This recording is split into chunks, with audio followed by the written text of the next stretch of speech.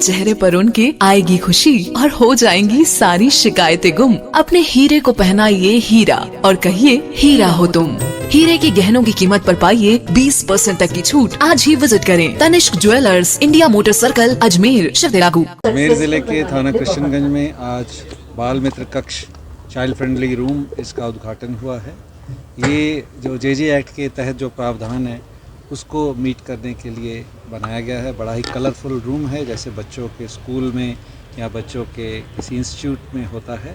और इसका पर्पज़ है कि जो हमारे कानून में प्रावधान है कि बच्चे जब किसी कारणवश किसी कानून पेचीदगी में आते हैं, उनको थाने आना पड़ता है, तो उनसे जो पुलिस की पूछताछ है, उनसे लीगल कार्रवाई है, वो ऐसे माहौल में की जाए जिससे उसकी मानसिकता पे कोई दुष्प्रभाव नहीं आए।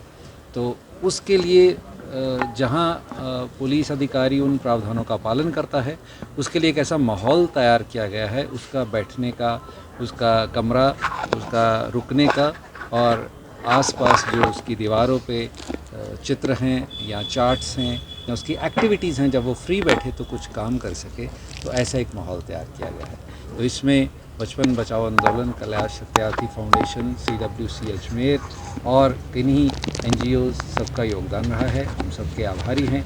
आज अजमेर में ये कार्यक्रम 2 थानों पे है, कृष्णगंज थाने और रामगंज थाने पर। इसके लिए जिला पुलिस अधीक्षक अजमेर और उनकी टीम जो है वो भी धन्यवाद के पात्र हैं, जिन्होंने बड़ी इंटरेस्ट से इस चीज़ को, इस कमरे को तैयार करा। सबसे पहला बात है कानूनी प्रावधान की पालना। जो जे एक्ट में प्रावधान है वो है कि ऐसा एक माहौल हो जहां बच्चे को क्योंकि थाना वो जगह है जहां बहुत सारे क्रिमिनल्स भी आते हैं, सारी कार्रवाई उनके खिलाफ होती है, तो बच्चे जो छोटी उम्र का है उसकी मानसिकता पर उस समय ये प्रभाव नहीं पड़े, उसको उस माहौल से थोड़ा दूर रखा जाए, तो एक ऐसे कक्ष का निर्माण किया है। दूसरा, जो जे एक्ट के खुद के प्रावधान है उसमें है कि पुलिसकर्मियों से वर्दी में नहीं बात करता है, और ताकि उसके मानसिकता में ये रहे कि अगर उससे अपराध हुआ है किसी, इसलिए हम उसको अपराधी नहीं कहते, दूसरे को अपराधी, इसको हम बाल अपचारी कहते हैं या विधि के विरुद्ध संघर्षरत बाल कहते हैं।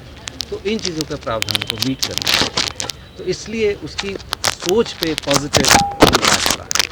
कई जगह ऐसे कई प्रावधान भी हुए हैं, कई ऐसी आपको ध्यान होगा, यही बात मैं कह रहा था, शुरुआत हम सभी प्रोजेक्ट्स की बहुत अच्छी करते हैं, तो जैसे जैसे आगे बढ़ता है कई बार हम उतना इंटरेस्ट नहीं ले पाते, और इसी कारण मैंने थर्ड पार्टी ऑडिट का भी जिक्र किया था। तो उसका पर्पज़ यही है कि समय के साथ ढिलाई नहीं आए, हम उसको कैजुअली नहीं लें और उसका सदुपयोग। जो बच्चे पकड़े जाते हैं सर, उसके बाद कई बार आपने देखा कि वापस इनके लिए सरकार के सोशल वेलफेयर के रिहैबिलिटेशन प्रोग्राम्स होते हैं, वो ध्यान भी रखते हैं, लेकिन आप सही कह रहे हैं कि थाने को हम इतना बड़ा चार्टर अभी नहीं दे सकते हैं, लेकिन येस, ऐसी इंटरवेंशन से जो हमारा रोल है वो ज़रूर स्पेसिफाई हुआ है। मान लीजिए कोई बंदा ये सोचे जिसके पास अलग से कमरा नहीं है किसी थाने पे, वो सोचे भी चलो ठीक है अब मैं वर्दी में ही हूँ ऐसे ही कर लेता हूँ, तो नहीं, ऐसा नहीं है, उसको पालना करनी पड़ेगी। और ऐसे रूम में आके ज़रूर वो सोचेगा कि नहीं कि मेरे को इस पे दृढ़ निश्चय से काम करना है।